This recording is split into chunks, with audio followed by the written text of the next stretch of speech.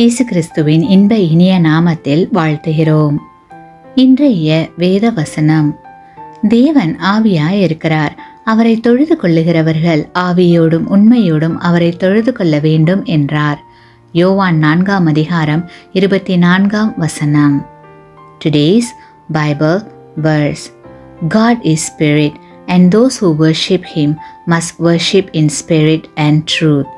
John chapter 4 verse 24. தம்மிடத்தில் வருகிற எவரையும் தேவன் புறம்பே தள்ளுவதில்லை. சமாரியா நாட்டிலே பெண் ஒருத்தி இருந்தாள். மற்றவர்களால் ஒதுக்கப்பட்டவள். அவளுடைய வாழ்க்கை அப்படி இருந்தது. அதனால் மதிய நேரத்தில் தண்ணீர் எடுப்பதற்காக தனியாக கிணற்றுக்கு சென்றாள்.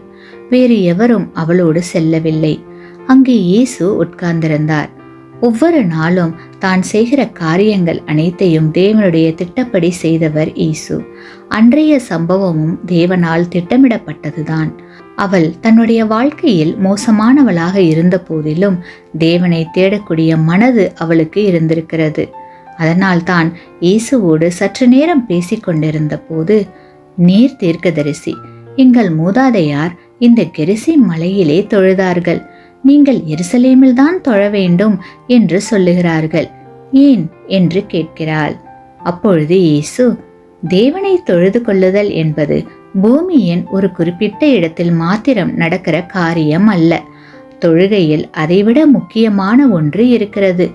தேவனை தொழுது கொள்ளுகிறவர்கள் தேவனை உண்மையாய் தொழுது கொள்ள வேண்டும் என்றார். ஆமேன்.